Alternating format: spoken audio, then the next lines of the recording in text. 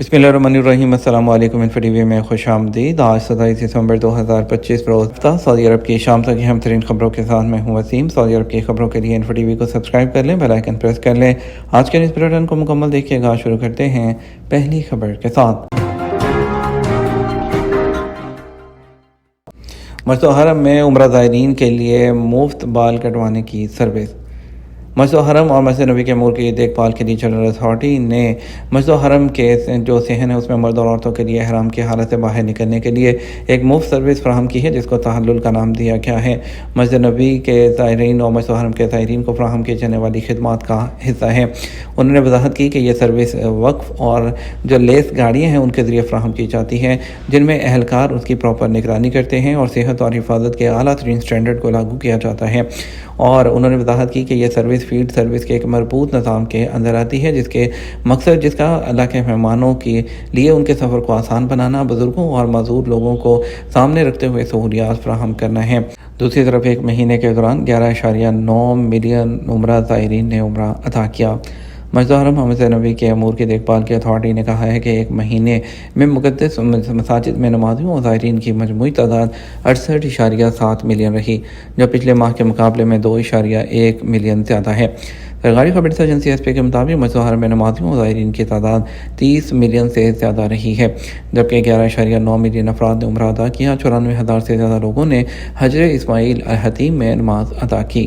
اعداد و شمار کے مطابق ایک ماہ میں بیرون ملک سے آنے والے عمرہ زائرین کی تعداد 1.7 ملین سے زیادہ رہی۔ ان کا تعلق مختلف ملکوں سے ریکارڈ کیا گیا۔ عمرہ زائرین کی آمد میں اضافہ سعودی عرب کی مستقل کاوشوں کا حصہ ہے تاکہ حج اور عمرہ کے نظام کو بہتر بنایا جائے اور ویژن 2030 کے ٹارگٹ کو حاصل کیا جائے۔ اس میں دنیا کے مختلف حصوں سے مسلمانوں کو حرمین شریفین تک آسان رسائی فراہم کرنا، معتمرین کے لیے سفر کے آغاز سے واپسی تک ایک مکمل روحانی اور آرام دہ تجربے کو یقینی بنانا شامل ہے۔ مسجد نبی میں ایک ماہ کے دوران نمازیوں اور زائرین کی تعداد 23.1 ملین ریکارڈ کی گئی۔ روضہ شریف ریاض الجنہ میں 1.3 ملین افراد نے نماز ادا کی۔ روضہ رسول صلی اللہ علیہ وآلہ وسلم پر حاضری دینے والوں کی تعداد 2.3 ملین ریکارڈ کی گئی۔ جنرل اتھارٹی مسجد الحرم اور مسجد نبی میں آنے والے نمازیوں اور زائرین کی تعداد کو ٹریک کرنے کے لیے جدید سینسر ٹیکنالوجی کا استعمال کر رہی ہے۔ یہ نظام آپریشنل کارکردگی کو بہتر بنانے، ہجوم کے بہاؤ کو منظم کرنے میں مددگار ہے۔ پالیسی میں تبدیلی، عمرہ ویزے پر کب تک سعودی عرب پہنچنا ضروری ہے۔ سعودی وزارت حج اور عمرہ نے ویزا سے متعلق جو نئی تبدیلی کی ہے، ویزا جاری کرنے کے بعد 30 دن کے اندر سعودی عرب آنا ضروری ہے، بصورت دیگر ویزا منسوخ ہو جائے گا۔ العربیہ کے مطابق وزارت حج اور عمرہ کی جانب سے ویزا پالیسی میں ہونے والی تبدیلیوں پر عمل درآمد شروع ہو چکا ہے۔ اس سے پہلے عمرہ ویزے کی مدت 3 ماہ ہوتی تھی، ویزا جاری ہونے کے 90 دن تک ویلڈ رہتا تھا۔ اس دوران سعودی عرب کا سفر کر سکتے تھے، تاہم نئی تبدیلی کے بعد ویزا کی مدت 3 ماہ سے کم کر کے 30 دن کر دی گئی ہے۔ عمرہ زائرین کی سعودی عرب آنے کے بعد ان کی قیام کی مدت 3 ماہ ہی رہے گی، اس میں کوئی تبدیلی نہیں کی گئی۔ العربیہ ٹی وی چینل سے بات کرتے ہوئے قومی کمیٹی کے بشیر احمد با جعفر کا کہنا تھا کہ عمرہ ویزے کی مدت کے حوالے سے جو جاری ہونے والے ضوابط ہیں ان کا آغاز ہو گیا ہے۔ اس کا مقصد حرمین شریفین میں غیر معمولی رش پر قابو پانا، ان دونوں مقدس شہروں کی گنجائش کے مطابق زائرین کو عمرہ ویزے کا اجرا ہے۔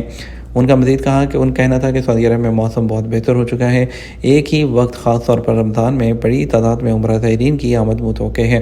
مکہ اور مدینہ میں رہائشی ٹرانسپورٹیشن اور دیگر سہولتوں میں گنجائش کو دیکھتے ہوئے ویزوں کی مدت کو وہ کم کیا گیا ہے تاکہ جو رش ہے اس پر قابو پایا جائے۔ بعض ملکوں سے جو آنے والے زائرین ہیں عمرہ ویزا 2 یا 3 ماہ پہلے وہ جاری کروا لیتے تھے اور خاص طور پر رمضان کے دنوں میں پھر رش دیکھنے میں آتا تھا۔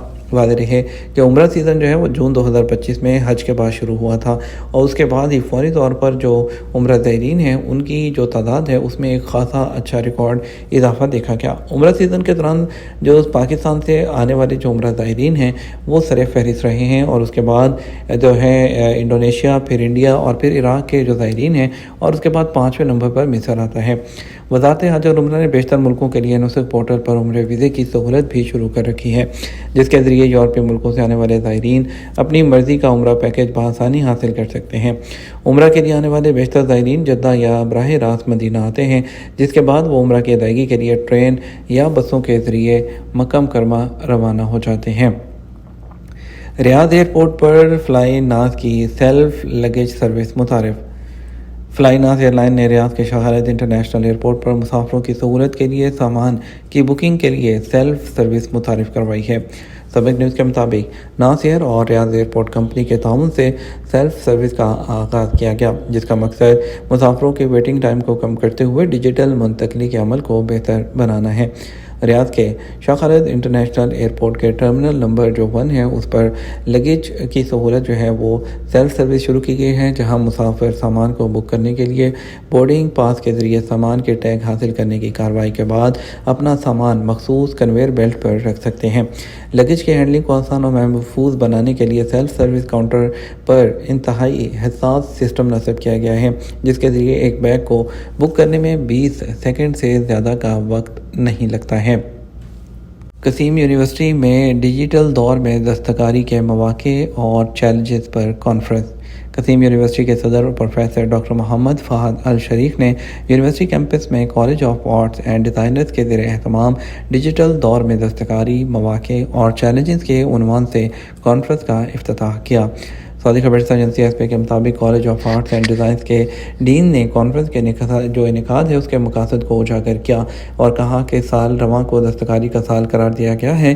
کانفرنس کے ذریعے سوسائٹی میں دستکاری کی اہمیت کو مزید اجاگر کیا جائے گا۔ جدہ میں تاریخی حج کے راستوں کی بحالی، زائرین کا یادگار سفر۔ سعودی عرب میں وزارت ثقافت نے سفر حج سے جڑے ہوئے تاریخی اور ثقافتی ورثے کو اجاگر کرنے کی کوشش کی ہے اور ہسٹورک جدہ حج کے تاریخی روٹ کے آغاز کے پہلے مرحلے میں لوگوں کو ویلکم کیا۔ اس انیشیٹو کا مقصد زائرین کے ثقافتی اور سیاحتی تجربے کو بہتر بنانا اور صدیوں سے مکہ جانے کے لیے ہسٹورک جدہ کے گیٹ وے جو ہے ہونے کے کردار کو نمایاں کرنا ہے۔ یہ روٹ ایک مربوط ثقافتی اور سیاحتی تجربے کا انعدار ہے جو زائرین کو اس مقام کی تہذیبی اور انسانی قدروں کے ساتھ جوڑ دیتا ہے۔ یہ روٹ ان تاریخی اسٹیشنز پر روشنی ڈالتا ہے جہاں سے گزر کر زائرین ہسٹورک جدہ پہنچا کرتے تھے۔ یہی وجہ ہے اس مقام کی جڑیں تاریخی اعتبار سے گہری ہیں اور حج کے سفر میں اس جگہ کو ایک خاص اہمیت بھی حاصل ہے۔ ہسٹورک جدہ کے راستے میں آثار قدیمہ کی کئی سائٹس بھی ہیں اور بہت سی اہم مساجد بھی ہیں۔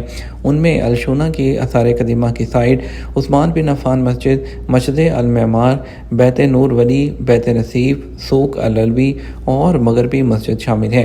ان اہم زنگِ ہائی میل سے گزرنے کے بعد زائرین باب مکہ پہنچتے ہیں اور حج کے ان سفر کی یاد مناتے ہیں جن کے راستوں پر چلتے ہوئے زائرین ماضی میں یہاں آیا کرتے تھے اور مشاعر مقدسہ تک جایا کرتے تھے۔ یہ راستہ ثقافتی سیاحت کے ان راستوں میں سے بھی ایک ہے جن کا مقصد ان تاریخی یادوں کو بحال کرنا ہے اور ثقافتی اور سیاحت کے نقشے پر ہسٹورک جدہ کی موجودگی کو تقویت دینا ہے۔ یہ تو ہمارا اب تک کا نیوز بلیٹن۔ آپ مزید اور اہم خبروں کے لیے ہمارا شام 12 بجے کا نیوز بلیٹن دیکھ سکتے ہیں۔ اس کے ساتھ ہم آپ سے اجازت چاہیں گے، ویڈیو کو لائک اور شیئر کیجیے گا۔